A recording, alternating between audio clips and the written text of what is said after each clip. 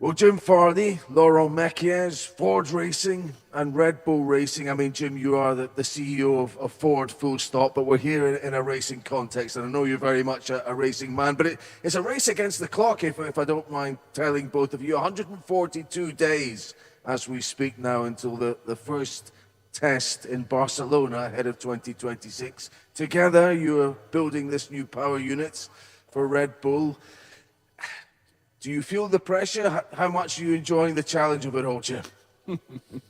Well, I think we fully understand not only what we're up against to support Laurent and the team, but we also understand the history of our company and our contribution to Formula One. And I certainly understand that personally. So, yes, and I think it won't be just the first race. It'll be many years to come. The pressure we'll feel every day, every week, as we work together closely. We know that's coming. Yeah. Well, I mean, Ford did define an era in Formula One racing, as you know very well too, Laurent. But how integrated are the two companies now? I know there are staff engineers who have come over to work in Milton Keynes. Is it really blending together well? Look, it is. Yes, absolutely. It's more of that every single day that pass. We are working more and more together. The brainstorming becomes more intense. We find new area in which we can develop together, in which we can push each other. So it's exactly what we need given the size of the challenge.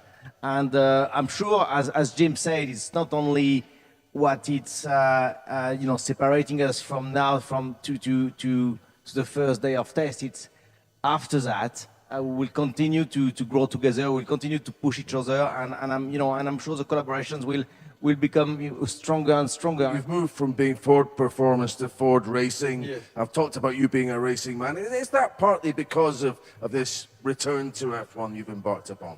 I think in part, we've always seen Formula One as the pinnacle of motorsports, but we're investing a lot in off-road, where I really want to win Dakar. It's very profitable for us, but we don't want to be just a marketing expense. That's not going to help him. We want to develop vehicles from our experience from racing, and that's the ambition with Ford Racing. Daniel Ricciardo is a new signing. Well, maybe Laurent can talk about whether he'll make any kind of return to F1 paddock. But why have you brought him in, Jim? Well, I think, look, off-road is, there is no Porsche of off-road. And so that's what we want to be at Ford. And Raptor's been a huge global success for us. So was Bronco in the US. And we want to build a global juggernaut in off-road enthusiast products. And Daniel is a unique person, we all know, but he also brings a real passion for off-road to a lot of mainstream customers who may not think about off-road. I talked to all the drivers today, all your drivers, and they all were like, can I get a Raptor R? There's something behind that. It's kind of exotic fruit. He's a good guy to have around. I mean, it's nice that he's back in the extended family, if I can put it like that, Laurent. But could we see him back around this place in some capacity?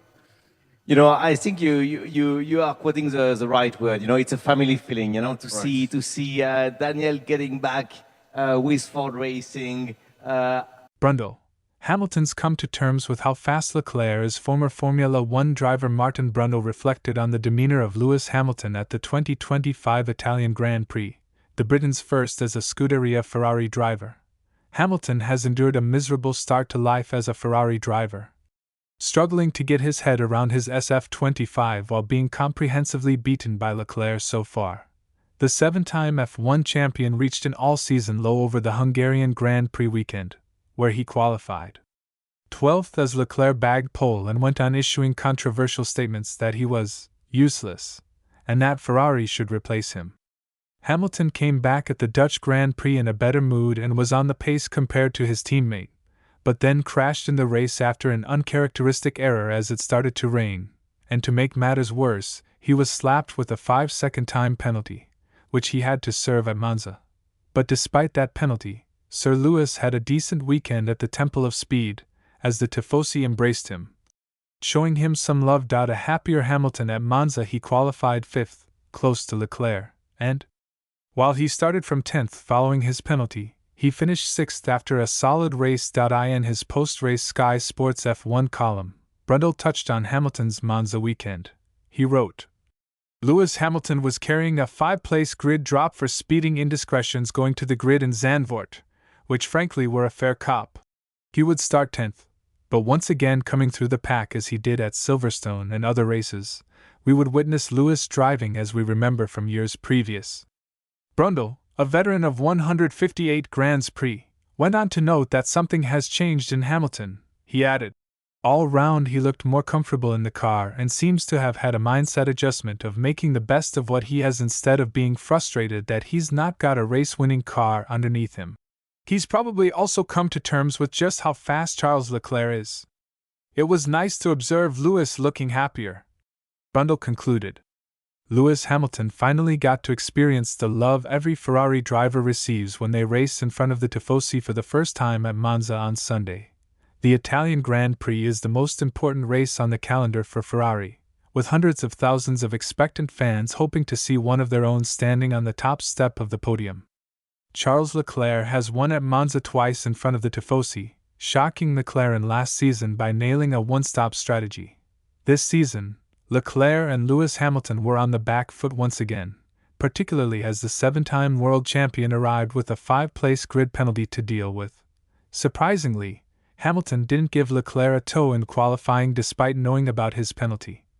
And they lined up 4th and 10th, respectively. Leclerc went into the weekend being compared to Ferrari legend Gilles Villeneuve, and briefly looked like he might finish on the podium after coming out ahead of Oscar Piastri in the opening phase of the race. That didn't last sadly, and he finished 4th.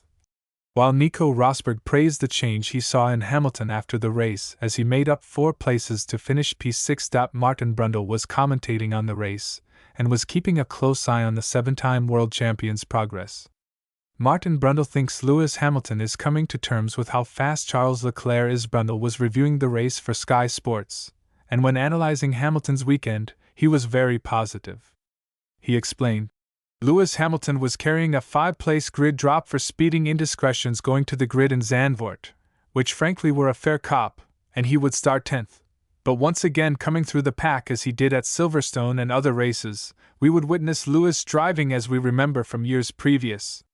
Fred Vasseur admits Ferrari missed their target at the Italian Grand Prix. Ferrari's mechanics were privately satisfied with Leclerc and Hamilton's performances, even if the Scuderia have only enjoyed 2 victories at Monza since 2011. Team principal Fred Vasseur has been under pressure this season, although he's now signed a new deal that will see him lead Ferrari into the next era of the sport. Vasseur explained in his official post-race interview, our target for today was to get Charles on the podium, but it was just out of reach. He had a strong race, with a good fight at the beginning, but that meant he overworked the tires a bit at this stage. In the end, we were not so far behind